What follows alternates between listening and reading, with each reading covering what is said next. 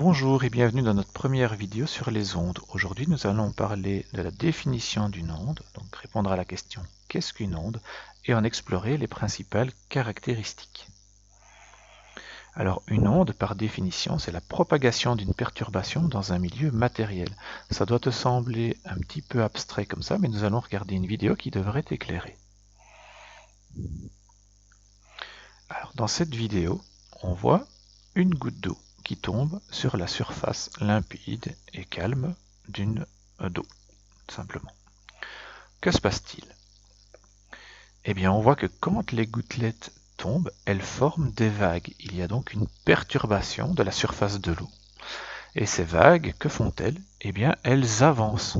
Ah, tu vois, on est passé d'ici à là. Elles avancent bien. Donc, on a bien une perturbation qui se propage dans un milieu matériel. Donc ici, l'eau. C'est donc bien la définition d'une onde. Alors, les ondes, comme on vient de le voir, nécessitent un milieu pour se propager. En tout cas, c'est le cas de toutes les ondes mécaniques. C'est le cas des vagues dont on vient de parler. C'est également le cas des vibrations d'un ressort. Lorsqu'un ressort se contracte et se détend, il y a une perturbation, la contraction et la détente du ressort, qui va se propager à l'intérieur du ressort. C'est donc bien la définition également d'une onde. Perturbation, dans ce contexte-ci, voulait dire un changement de propriété. Alors, quelles sont les principales caractéristiques des ondes? Nous allons voir qu'on peut donner différentes caractéristiques aux ondes mécaniques. Nous allons illustrer cela à l'aide d'une vidéo. Alors, dans cette vidéo, on voit une masse accrochée sur un plateau qui est accrochée à un ressort. Regarde le dispositif au complet ici. Voilà.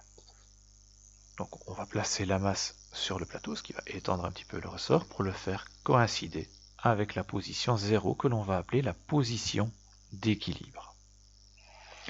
Ce petit appareillage ici, je vais le mettre en plein écran, voilà, permet de faire contracter et d'étendre le ressort pour donner donc un mouvement. Donc on va bien avoir une perturbation, la contraction du ressort qui va se propager à l'intérieur du ressort. Ce sera bien donc une onde. Alors tu as ici l'appareil qui va servir à contrôler l'importance de la contraction du ressort. Alors, quand on fait contracter le ressort, on voit que la masse se déplace par rapport à la position d'équilibre. Ici, elle atteint 1 cm au-dessus ou 1 cm en dessous. La distance qu'elle parcourt entre sa position d'équilibre et sa plus haute position, donc ici 1 cm, c'est ce qu'on appelle l'amplitude de l'onde. Alors cette amplitude, donc, on peut la faire varier en fonction de l'importance du mouvement qui est généré ici. Tu vois par exemple que maintenant, l'amplitude atteint 8,5 cm. Alors notre masse, elle va mettre un certain temps pour effectuer un aller-retour. Alors un aller-retour, qu'est-ce que c'est? C'est le passage de sa position la plus basse, donc ici c'est 8 cm et demi dans le fond, à sa position la plus haute. Donc de la position la plus basse à la position la plus haute. Le temps qu'elle va mettre pour effectuer cet aller-retour, donc passer de la position la plus basse à la position la plus haute, et puis revenir à la position la plus basse, d'accord? Un aller et un retour, c'est ce qu'on appelle la période de l'onde. La période donc, dont le symbole est T, grand T, et son unité, mais comme c'est un temps, c'est la seconde. En physique, on parle de temps uniquement en secondes.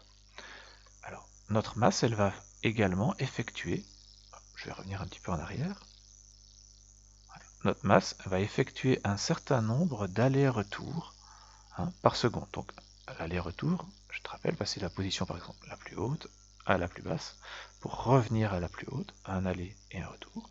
Elles vont en effectuer plusieurs par seconde. Et bien, le nombre d'oscillations qu'elle va effectuer par seconde, le nombre d'allers et retours qu'elle va effectuer par seconde, c'est ce qu'on appelle donc la fréquence de l'onde.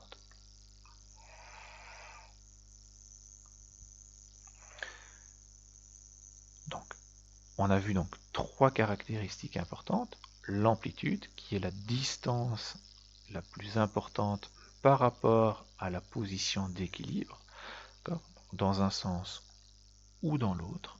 La période, qui est le temps nécessaire pour réaliser une vibration ou une oscillation complète, retient un mouvement aller-retour complet, donc passer par exemple de la position la plus haute à la position la plus basse pour revenir à la position la plus haute. C'est donc la période, son unité c'est la seconde. Et le nombre d'oscillations, le nombre d'allers-retours qui sont effectués par seconde, c'est ce que l'on appelle donc la fréquence.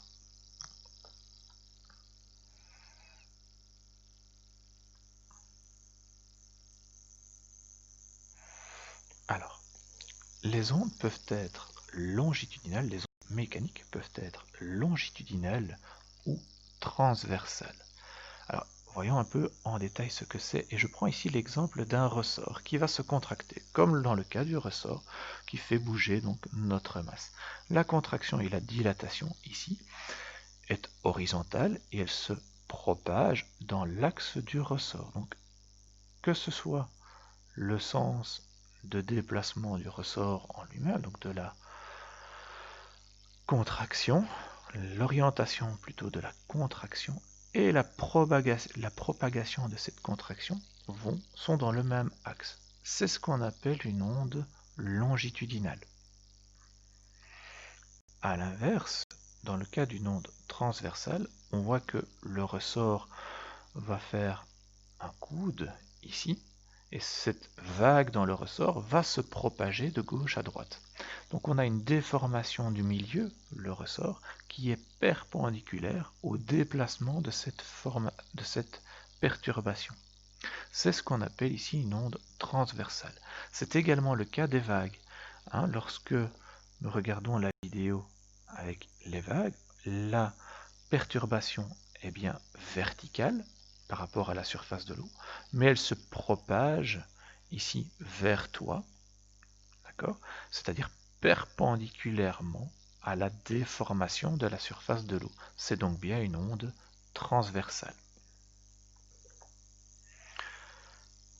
Voilà qui clôture notre première vidéo sur les ondes et leurs caractéristiques. Si tu as des questions, n'hésite pas à m'envoyer un petit email ou à me les poser en classe.